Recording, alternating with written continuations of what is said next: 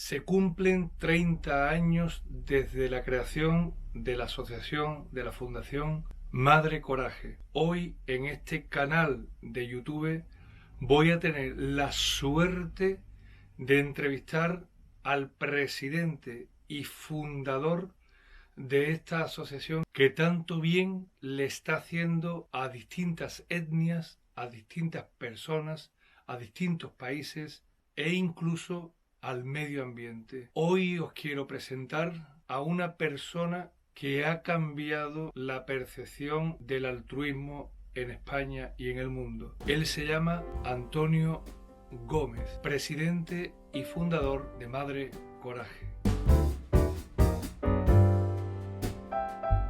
Os diré que llevo más de 10 años colaborando con esta asociación sin ánimo de lucro, que tengo grandes amigas en dicha asociación y que hoy, gracias a Dios, le he puesto cara y voz a la persona que creó, que fue iluminada y que ha revolucionado el altruismo en toda España. No hablaré porque no le gusta que hablen de sus premios, de sus títulos, pero sí os quiero presentar la parte más personal de Antonio Gómez. Hace unos días, Isa Castilla, directora de Madre Coraje en Huelva, me solicitaba que él hiciera por favor una entrevista al fundador de Madre Coraje. Sí, una persona que roza casi los 90 años de edad y que tiene una mente privilegiada, prodigiosa. Es de recibo que yo con esta asociación muero, he colaborado durante muchísimos años y seguiré haciéndolo en el futuro con ellos, y por supuesto mi respuesta fue: Isa, dalo por hecho. Incluso quería conocer quién fue el que creó toda esta maquinaria llamada Madre Coraje. Así que Isa, agradecido a ti, a todas las personas voluntarias, generalmente mujeres de Huelva capital, que hacéis esta labor encomiable para el bien de nuestro prójimo y por supuesto para nuestra propia existencia. Sin vosotras el mundo sería infinitamente peor. Así que sin más dilación, espero que os toque el corazoncito igual que Antonio me lo ha tocado a mí esta tarde. Os dejo con esta bendición de persona. Antonio Gómez. Bueno, queridos amigos, lo prometido es deuda y hoy tenemos al que fue, al que es y al que será, Dios lo guarde muchos años, presidente y fundador de Madre Coraje, que no solamente, como sabéis, está en España, sino que se ha prodigado en muchas partes de nuestro planeta Tierra. Bendito planeta Tierra, al que lo estamos destrozando, pero aquí hay una buena persona para intentar ensamblar medio ambiente con aves, con humanidad y con todo. Antonio, querido Antonio, muy buenas tardes. Muy buenas tardes, me alegro mucho saludaros Uh-huh. y haberte conocido. Es igual y es recíproco. Mucho cariño le profesan desde instituciones públicas, instituciones privadas y sobre todo nuestro prójimo que desgraciadamente en el ámbito político quizás lo han dejado de la mano de Dios o de la mano del hombre, y hay mucha pobreza que sí se puede erradicar desde las altas élites, pero que al parecer no quieren. Aquí hay un hombre que se llama Antonio Gómez. Ya me ha echado la bronca fuera de cámara porque le he dicho don Antonio y ya me ha puesto en mi lugar. No me llames don. Aquí tenemos a un hombre que hace ya al orden de 30 años, creo que este es el 30º aniversario de la fundación de Madre Coraje. Un hombre de paz, un hombre de bien. ¿Y por qué le cambia a usted la vida hace 30 años? ¿Qué es lo que ocurre en su vida para que usted acometa este grandísimo proyecto, Antonio? Pues fue un chileno Uh-huh. que nunca pensaba yo que una persona puede influir sobre otra persona hasta cambiarle la vida. Estaba yo estudiando en la Universidad Complutense de Madrid físicas, Uh-huh. había terminado el curso, había afortunadamente aprobado otras asignaturas y salía con mi aprobado sin saber qué iba a hacer ese verano. En eso que veo que hay una concentración en, en una plaza que hay en la universidad, y había una persona haciendo un meeting y hablando, y yo que soy muy curioso, me quiero enterar de todo. Ahí me metí a ver qué decía ese mitin y de qué consistaba. Y era un chileno que estaba haciendo un llamamiento porque en Madrid se había habido una inundación del río Manzanares.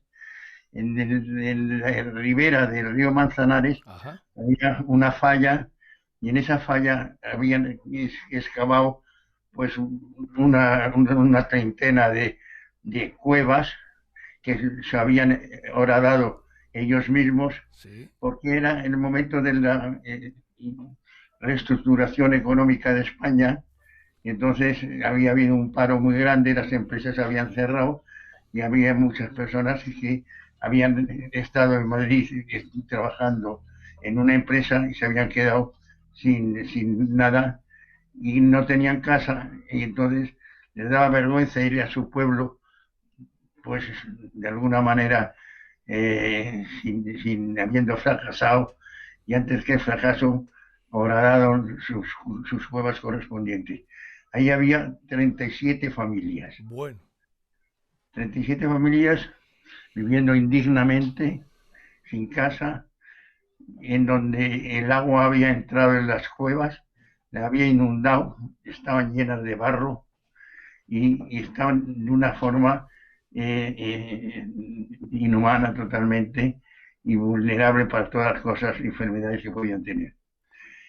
Entonces este hombre, el chileno, explicaba que había que ir y venir voluntarios para transformar el barrio ese y que pudiera tener sus casas y vivir dignamente.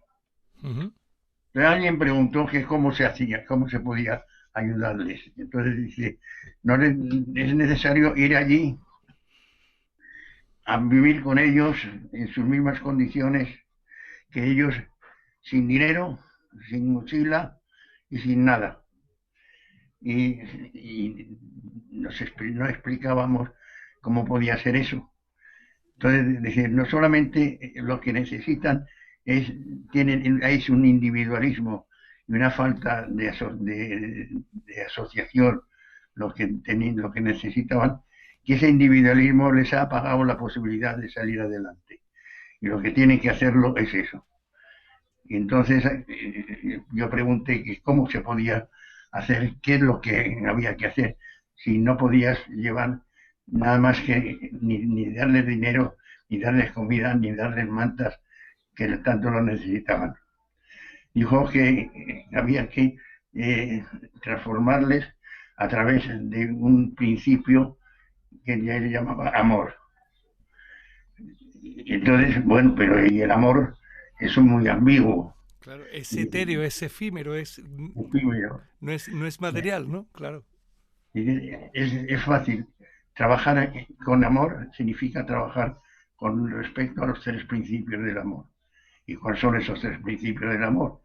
Pues es el principio de la igualdad, hacerte iguales que ellos y sufrir las mismas consecuencias que ellos. El principio de solidaridad, entregarte como si el problema de ellos fuera tuyo, aunque te complicara la vida. Y el principio de gratuidad, el más importante de todos, de hacer las cosas sin buscar, sin pedir, sin esperar nada a Para cambio. usted se convierte en una auténtica revelación, Sí. entiendo. En ese momento usted está estudiando, pero previamente a esos estudios usted acomete actos de voluntariado previamente, o esto aparece así de un día para otro y usted se focaliza su vida al voluntariado, al altruismo, a la solidaridad. ¿Usted antes no tenía esa experiencia de altruista, por decirlo de alguna forma? No, lo único que tenía que durante los cursos universitarios que estudiaba, una persona me dijo que tenían una serie en un barrio, obreros, que se estaban haciendo su propia casa. Y había universitarios que iban a ayudarles allí a hacerles la casa. Entonces yo me apunté a ese grupo ese año y ¿Mm? eso me llenó. Me sentía satisfecho de la labor que estaba haciendo, que no era más que llevar el cemento y los ladrillos al que estaba haciendo la casa para ayudarles a que la terminaran antes. Vale, Esa vale. fue la experiencia Ajá. anterior a la que voy a contar, esto es el tercer año de curso de físicas, en donde me encuentro con ese verano sin hacer nada, ese chileno que me dice que busca un voluntario que vaya a las cuevas a darles y a ayudarles a que ellos se resuelvan el problema. Entonces, ya llegó el momento de que, bueno, levantad la mano los voluntarios que queréis ir en estas condiciones a ayudar a ese barrio. Entonces, yo que me apunto a un bombardeo, y seguiría antes que se apuntaran otros, levanté la mano. Cuando miré a mi alrededor, la única mano que estaba este, Era la suya. en alto era la mía. Yo miraba, me daba vergüenza volver a meterme. Claro, la gente silbando mientras no.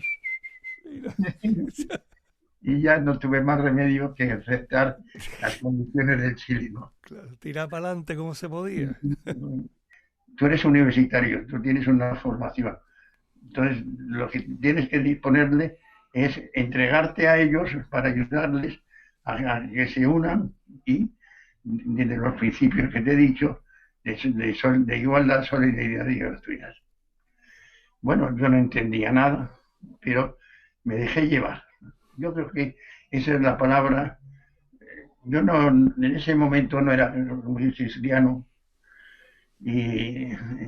pero creía en Dios. Yo le dije como dicen los peruanos, al Diosito, y mira, tú verás lo que haces, yo me pongo en tus manos y allá voy.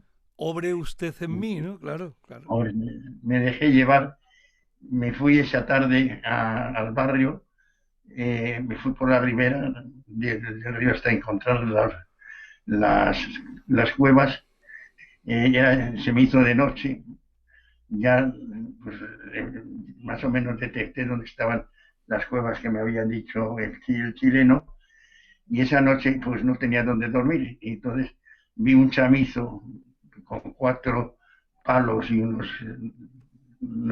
ramas de techo, era como una especie de melonar, una cosa así, y ahí dormí esa noche. Me levanté con un dolor de riñones tremendo, porque tenía una piedra en el costado, durmiendo. Abrí los ojos y vi una mujer que me miraba. Entonces, pues le dije, buenos días, me echó una bronca, pero chiquillo, ¿qué haces aquí? ¿Vas a coger una pulmonía? Con la humedad que hay, ¿pero qué haces? Yo es que no tengo nada en nuestro sitio donde dormir. Y vengo al barrio del camino, del camino de la Ribera.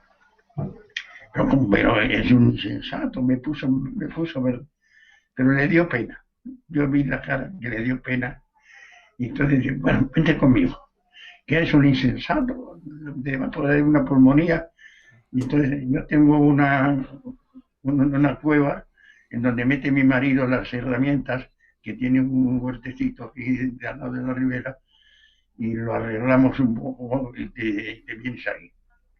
Efectivamente echó un saco de paja, me puso una teja de esas redondas y me lo ponía en Para la el cuello, cabeza.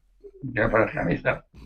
Entonces me trajo un bocadillo para comer, y se lo había quitado de sus hijos, y conseguido coger parte de la comida y quitándose a sus hijos para dármelo a mí. Entonces me preguntó cómo me llamaba, ¿no?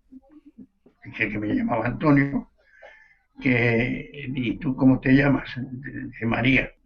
Ese día, por la mañana, empecé a investigar por las distintas cuevas a ver cómo vivían las personas que vivían en esas cuevas.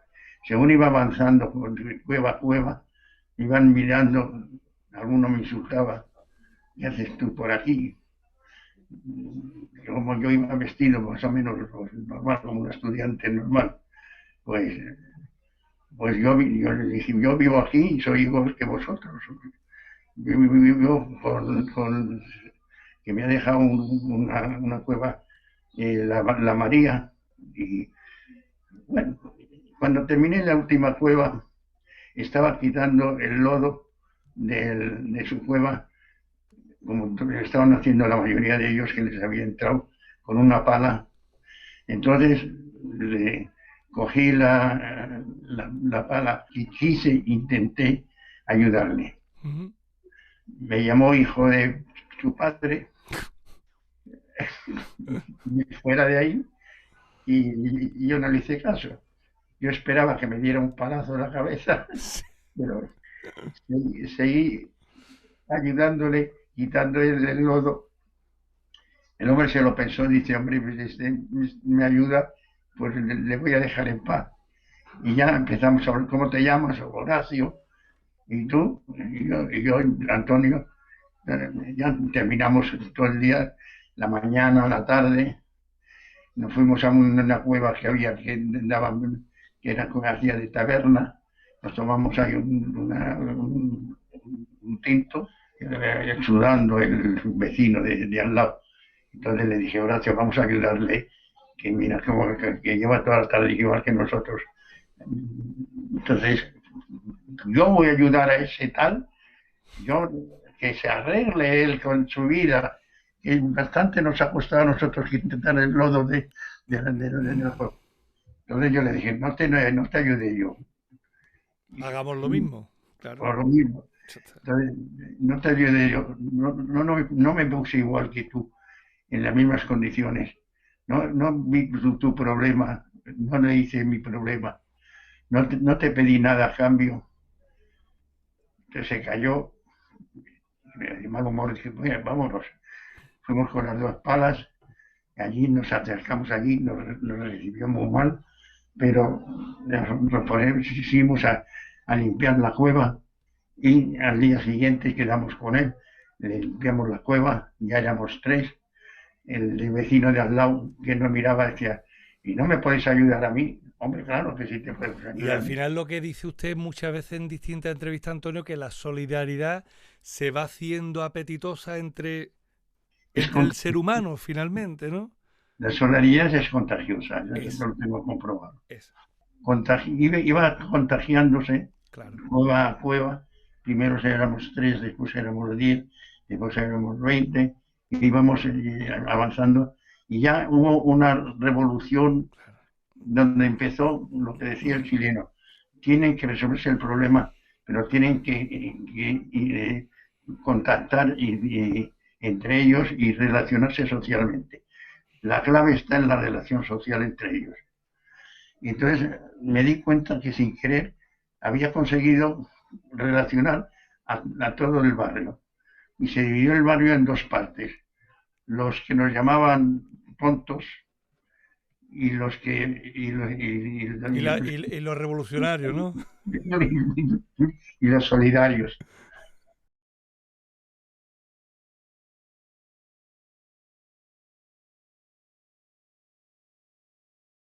En ese momento, un domingo que estaban los médicos, el jefe de la oposición tenía un defecto en el labio que hacía que se avergonzara a la gente y no quisiera beber vino con él. Mm. Por eso, y eso lo tenía muy mal. Entonces pasó por el camino y le dije, fulano, ¿quieres que te cure el médico? Y él, que se había opuesto totalmente, se empezó a dudarlo. Hubo una tensión de si decía sí, habíamos ganado al resto del barrio, porque el líder de la oposición había aceptado que el dispensario era necesario. Entonces, en unos minutos de silencio tenso, dijo, bueno, que me cure. Y le curó, Alboroto, ¿no? Toda la gente. ¡Ah! que se organizó ahí. Claro. Entonces, tú no decías que eso no servía para nada. Mira, ahora tú, que tienes que tener con la cabeza agachada, se fue, le curaron, le quitaron la verruga esa que Mm. tenía y ganamos la batalla. Muy bien. Antonio, Antes me ha hecho mención a que usted originalmente, o yo lo he entendido mal, puede ser también, que como que no creía en Dios o yo lo he interpretado mal. No, yo creía en Dios, pero no creía no, no era cristiano, o sea, no practicaba Vale. el Y catolicismo. después de 30 años de hacer esta labor social encomiable de persona a persona, ¿cómo ve la figura de Dios? ¿Se ha sentido avalado por Dios o se ha sentido avalado por sus propias fuerzas? Pues te lo cuento. Estaba un día yo en en la cueva pensando y pinté en el suelo un pez. ¿Mm? Y me recordó que mi madre me había contado que los primeros cristianos que pues, se distinguían poniéndose un pez. Y entonces yo pensé, pues eso del cristianismo y de eso, lo que hacían realmente es ayudarse unos a otros, es lo mismo que estoy haciendo yo. ¿Correcto? Entonces dije, pues me gustaría conocer más el cristianismo, porque no estaba muy de acuerdo con la Iglesia Católica. Entonces, un día me encontré con un amigo mío que era de los grupos de cursillo de cristiandad. ¿Mm? Y entonces me dijo, hombre, vente, haz un cursillo que te va a cambiar, que vas a encontrar a Jesús de Nazaret, que tal. Se puso tan pesado que le dije, bueno, me falta ideales. Y la figura del cristiano de Jesús Nazaret me atraía muchísimo. Entonces hice el cursillo y en el cursillo me presentaron realmente a Jesús Nazaret. Y Anda. me enamoré. Ajá. Entonces me hice cristiano católico. Ya las normas ya me daba igual, aunque no estuviera muy de acuerdo, pero me había enamorado de Jesús de Nazaret. Y a partir de entonces, pues, ¿Tiene eh, de todas formas Madre Coraje como fundación o asociación? ¿Tiene algún tinte cristiano? Porque yo no lo he terminado de encontrar y llevo colaborando con Madre Coraje, por lo menos aquí en Huelva, una década. Si no recuerdo mal, ya una década. Pero no se le ve que esté ni politizado, ¿me explico? Por supuesto, es lo que menos reminiscencia tiene. O sea, gracias a Dios, la política no ha entrado en Madre Coraje, gracias a Dios, ni se le ve ningún tinte. eh, Usted es cristiano, entra, usted no es cristiano, no entra. ¿Me explico o no?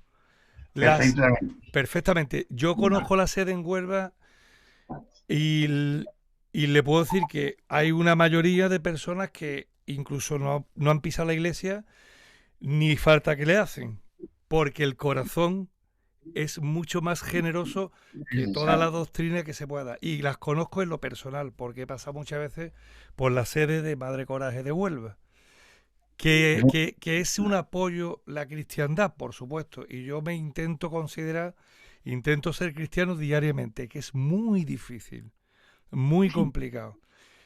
Pero bueno, ahí quería Pues, un poco dejarle esa reflexión, ¿no? Que no se le vea a Madre Coraje efectivamente ningún proceso selectivo o de selección de personas según su estatus social, ni religioso ni político. Me he explicado, ¿no, sí. le iba a decir don Antonio, perdóneme, perdóneme. Pues efectivamente tienes toda la razón. Ujú. Yo me planteé que una de las condiciones tenía que hacer con voluntarios, porque el voluntario es la figura que garantiza el principio de la gratuidad. Para mí la gratuidad es fundamental. El Fundamental. voluntario es la figura que demuestra que es posible la gratuidad, Ujú. ayudar a los demás sin buscar, sin esperar, sin pedir nada a cambio. Claro. Entonces, ¿cómo conseguía que vinieran todos los voluntarios, independientemente de su ideal político, Claro. ideal religioso? Y entonces le hicimos a confesional en los Ah, estatutos y a partidista. fenomenal, perfecto.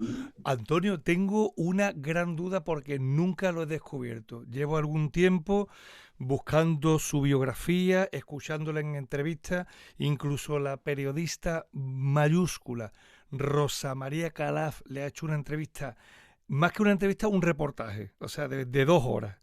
Imagino que estaría con ella un día entero haciéndole esa mega entrevista y tal, ¿no? Pero no he sabido nunca saber en qué momento de Madre Coraje se extiende a nivel internacional. ¿Esto cómo sucede concretamente? Fue un viaje que hice a Perú. Vale, Estaba yo trabajando en astilleros españoles de la factoría de Puerto Real, en Cádiz. en Cádiz. Viva CAI. Viva. Entonces, un amigo mío me dijo que a través de la UNESCO habían pedido un técnico de nuevas tecnologías que, que fueran a ayudarles porque perdían dinero los astilleros de Perú, pues un montón.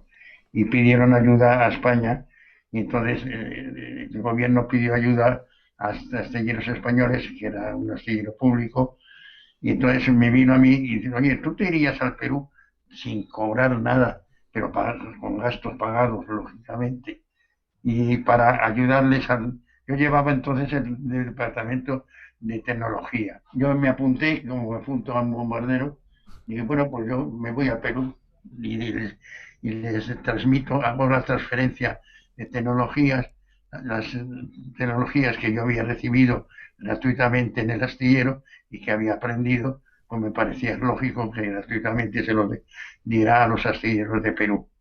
Y allí me fui, a los astilleros de Perú, y allí me encontré que me cambió por segunda vez ya, o sea, mi vida. Y en el Perú, un domingo, con el ingeniero naval de amigo mío del astillero, estuvo enseñando, y en una loma se veía pues unos basureros, pues entonces tendría 8 millones de habitantes Perú, ahora tienen bastantes más, y en el basurero te puedes imaginar qué basurero era. Y había cientos de puntos que se movían. Y entonces le pregunté, pero aquello, esos puntos se mueven, ahí hay alguien, en el basurero. Y sí, ahí están los niños pirañas. Los niños pirañas, que hay niños ahí entre la basura y cientos de niños. Sí, pero son los niños pirañas. Como si fueran nosotros, no fueran personas, como si fueran otra cosa. Sí, sí, sí, Yo sí. me quedé escandalizado ante aquello y entonces ese día, recuerdo, y después yo tengo una amiga mía, monja, que está ahí, si quieres nos acercamos, ¿no? Nos acercamos, estuvimos hablando con la monja que estaba con los niños de los basureros y tenía en brazos un niño menos de un mes que tenía el pie vendado. Y le pregunté, ¿qué le ha pasado al niño que en el pie? Dice que le recogimos la semana pasada.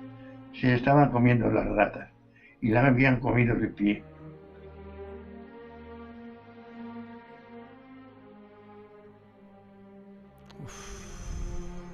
Por Dios. Y aquello fue Impactante, ¿no? Impactante. O sea, eso o cambia la vida o es que no es humano, claro, lógicamente. O sea, tenía que cambiar la vida. pero ahí nace el proyecto Madre Coraje. Ahí nace el proyecto de Madre Coraje, O sea, nace realmente en Perú en Perú. y luego lo importamos a España. No, no nace en Perú. Nace el pensamiento de fundar Madre Coraje. Sí, sí, sí, bueno, sí, quiero decir.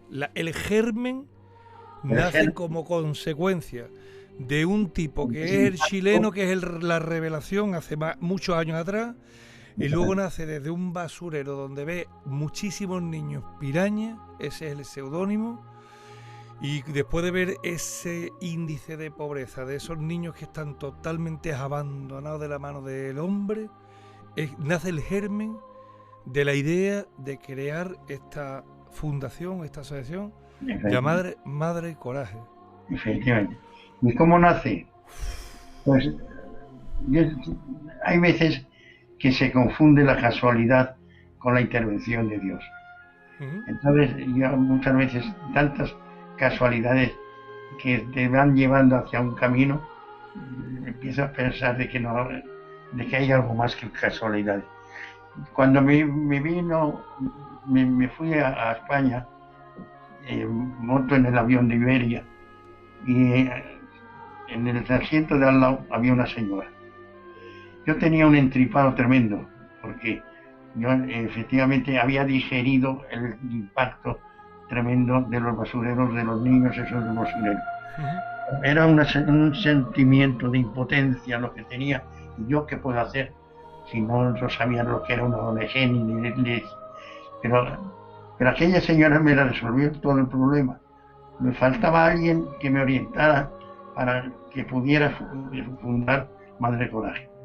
Entonces, en un momento de entripado, como decimos en Proyecto Hombre, en donde el desahogo terapéutico es fundamental, se me escapó y en voz alta dije: este mundo es una mierda.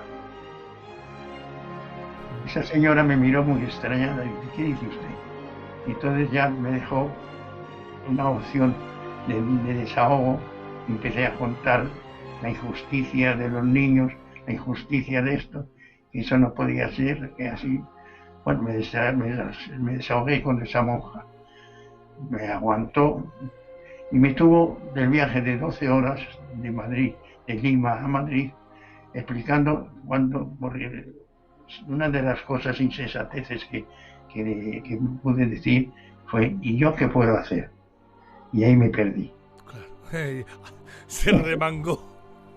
Se remangó la monja. No era una monja, era una ametralladora. Esa fue la espada de Damocles. Pregunta usted eso, ¿yo qué puedo hacer? Y se pone un momentito, te lo voy a explicar. Exactamente, era lo que vale el peine. Te vas a dedicar toda la vida a esto, ¿no? Oye, una última pregunta, que no quiero tampoco molestarlo mucho más allá. ¿Por qué Madre Coraje y no Asociación Niños Desprotegidos?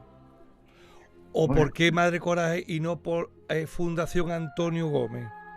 ¿Por qué Madre Coraje? ¿Por qué? Pues sencillamente a una mujer que la llamaban la Madre Coraje. Era una mujer profesora que había conseguido en uno de los asentamientos humanos de 200.000 personas que tenía ese asentamiento humano. Ella era vicealcaldesa, no era alcaldesa de la asociación, y era un líder que transformó ese barrio de Villa Salvador de un índice de analfabetismo del 42% al 8%. Vaya. Y fue su labor internacionalmente tan reconocida que la nombraron, se vino a España al premio de Príncipe de Asturias de la Concordia y le dieron el premio Príncipe de Asturias. Ese testimonio de esa mujer, la labor que había hecho ella sola tan increíblemente, me dije: pues ¿por qué no la llamamos a esas personas que la llamaban Madre Coraje y que la asesinaron en el Sendero Luminoso, un grupo terrorista que había entonces por Lima, y le dieron un tiro en la cabeza por ayudar a los pobres, le pusieron una bomba en la espalda y le hicieron explosionar. Esa experiencia me llenó y dijimos: pues en referencia y testimonio de ella, ¿por qué no le ponemos a Madre Coraje, que era María Elena Moyano, el nombre de nuestra asociación, como referencia de la labor tan impresionante que hizo? Sí, muy bien. Antonio, ¿qué le hace falta al ser humano? Y es la última pregunta, porque usted, además de generoso, bueno, cualquier día le pondrán la capa de santidad porque ha hecho tanto bien. Y en una entrevista incluso le escuché así: tengo 85 años y me faltan otros 85 porque hay que hacer muchas cosas todavía. Y para no aburrirse, además crea otra fundación o otra asociación que se llama ahora Coherentes, ¿no? Eso para no aburrirse, ¿no, Antonio? Efectivamente, porque dejo la presidencia, que llega un momento que Madre Coraje crece tanto Sí, que yo sí. soy capaz de De presidir gestionar todo eso, y ¿no? gestionar todo eso. Claro, claro. Y entonces me dejo la presidencia, me hacen presidente honorífico, pero a mí eso de honorífico no se hace nada. Y Eso es un entonces, título. Eso es un claro, título para nada. me aburría. Y entonces, un día estábamos con un grupo de amigos y empezamos a, como siempre, a criticar al gobierno y a la Unión Europea del trato que hacían con los emigrantes. Entonces mi mujer, que habla poco, pero cuando habla, habla bien, Sienta y, cátedra. pero bueno, vosotros criticáis al gobierno, a todo el mundo, y vosotros ¿qué ¿Qué hacéis con hacéis? los emigrantes? Ole, ole. Nos Claro. dejó avergonzados a todo el mundo. Y entonces ya fue cuando dijimos, ¿y por qué no hacemos una asociación para ayudar a los emigrantes? Y ahí la asociación Ponente. Qué mensaje le daría para terminar, Antonio, mm, sobre todo a la juventud? Yo no lo que hago, lo que hace mi mano derecha, efectivamente, que no lo sepa la izquierda, y me reservo el derecho de decir qué es lo que hago yo, lógicamente, ¿no? Pero ¿qué le hace falta a la juventud? Usted como un hombre de misión que es, para mí, para muchísimos millones de españoles, ¿qué mensaje le daría a la juventud, sobre todo? Porque aquella gente que nacieron en los años 60, 50, 70, quizás este tema de la solidaridad lo tengan más arraigado, ¿no? Por la propia cultura, por la propia desavenencia, por las propias crisis económicas por las que han pasado tantos años. Pero el joven hoy, entiendo yo, desde mi humilde opinión, y tengo solo 49 años, que está un poco perdido. Solo queremos diversión, ordenadores, maquinitas, música, cachondeos, fiestas, estudios también, pero como que no hemos encontrado o no han encontrado todavía el sentido real de la vida. Que tu prójimo es tu hermano y que tu hermano es tu prójimo. ¿Qué mensaje le daría Antonio Gómez, fundador de Madre Coraje y de otras tantísimas miles de facetas, al joven que no ha encontrado en su vida un sitio todavía para hacerlo voluntario, para que tenga carácter altruista, para que ayude y se autoayude? Porque todo lo que se apoye al prójimo es una autoayuda también. No hablamos de egolatría, hablamos de vivencia, hablamos de satisfacción interior. Se lo digo por propia experiencia. ¿Qué mensaje le daría a los jóvenes, Antonio? A los jóvenes le daría mi experiencia. Y mi experiencia, yo cambié mi vida desde que tuve unos ideales. Los jóvenes necesitan un ideal. Y el ideal, si eligen y saben elegir el ideal, que para mí el ideal fundamental es entregarme a los más necesitados, serán, y como consecuencia, no buscándolo, sino como consecuencia, habrán encontrado, se habrán llenado y habrán encontrado la felicidad. La felicidad está en el amor y en el amor está la felicidad. Ese es el mensaje que le daría. Antonio, desde la lejanía y sin haberlo conocido hasta el día de hoy, lo aprecio como si fuera una buena revelación para el mundo. Así que muchísimas gracias por su existencia. Se lo digo de corazón, estoy emocionado y se lo digo de corazón. En nombre de los seguidores, de los pocos, de los muchos que tengo, muchísimas gracias por existir, por vivir y por donarse a la sociedad, en cuerpo y alma, en tiempo, en todo. Muchas gracias. Gracias a ti por escucharme. Feliz sea, feliz sea. Muchas gracias.